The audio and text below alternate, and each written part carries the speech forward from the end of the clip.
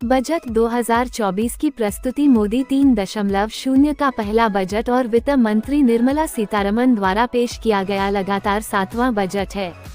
ये बजट भारतीय अर्थव्यवस्था की निरंतर वृद्धि को उजागर करते हुए गरीबों, महिलाओं, युवाओं और किसानों सहित कमजोर समूहों का समर्थन करने पर सरकार के ध्यान पर जोर देता है। इस बजट का एक महत्वपूर्ण आकर्षण सोने और चांदी पर सीमा शुल्क में कमी है, जिसे घटाकर 6% कर दिया गया है।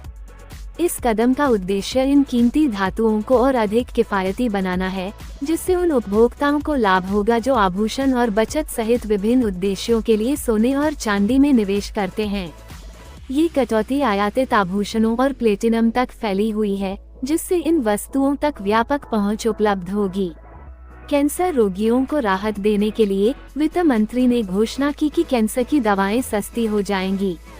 कीमतों में इस कमी से रोगियों और उनके परिवारों पर वित्तीय बोझ कम होने की उम्मीद है, जिससे आवश्यक उपचार अधिक सुलभ और सस्ते हो जाएंगे। बजट मोबाइल प्रौद्योगिकी के उपभोक्ताओं के लिए भी अच्छी खबर लेकर आया है। मोबाइल उपकरणों और चार्जर पर मूल सीमा शुल्क BCD में 15% की कमी की गई है।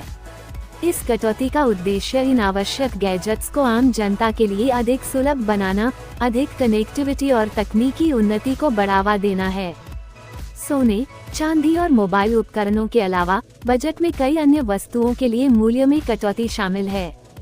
मछली के भोजन, चमड़े के सामान, रसायन, पेट्रोकेमिकल्स और PVC फ्लेक्स बैनर जैसी वस्तुओं की लागत में कमी आएगी, जिससे वे उपभोक्ताओं और व्यवसायों के लिए अधिक किफायती हो जाएंगे। बजट 2024 का एक प्रमुख फोकस नई कर व्यवस्था के तहत कर स्लैब का संशोधन है। अद्यतन कर दरें करदाताओं को राहत प्रदान करने, अनुपालन को प्रोत्साहित करने और व्यक्तियों और परिवारों पर वित्तीय बोझ को कम करने के लिए डिजाइन की गई हैं।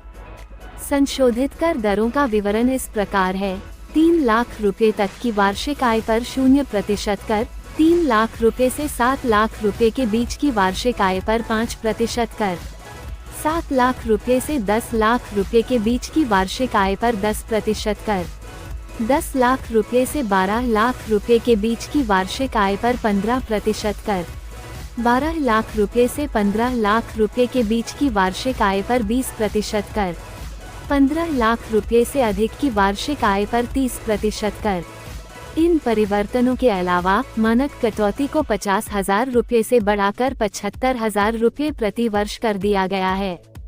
इस समायोजन का मतलब है कि नई कर व्यवस्था के तहत 7.75 लाख रुपए की वार्षिक आय वाले व्यक्तियों को बढ़ी हुई मानक कटौती के कारण कोई कर नहीं देना होगा।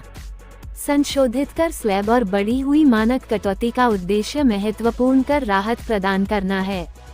उदाहरण के लिए, यदि किसी व्यक्ति की आय नई मूल्यांकन प्रणाली के तहत 7.75 लाख रुपए से अधिक है, तो उन्हें 10% कर का भुगतान करना होगा। इसी तरह 10 लाख से 12 लाख रुपए की आय पर 15%, 12 लाख से 15 लाख रुपए की आय पर 20% और 15 लाख रुपए से अधिक की आय पर 30% कर लगेगा। बजट 2024 में आवश्यक वस्तुओं को सस्ता बनाने और आबादी के एक बड़े हिस्से को कर राहत प्रदान करने के लिए कई उपाय पेश किए गए हैं। सोना, चांदी, मोबाइल डिवाइस और कैंसर की दवाओं जैसी महत्वपूर्ण वस्तुओं की कीमतों को कम करके और कर स्लैब को संशोधित करके सरकार का लक्ष्य आर्थिक विकास और जन कल्याण का समर्थन करना है।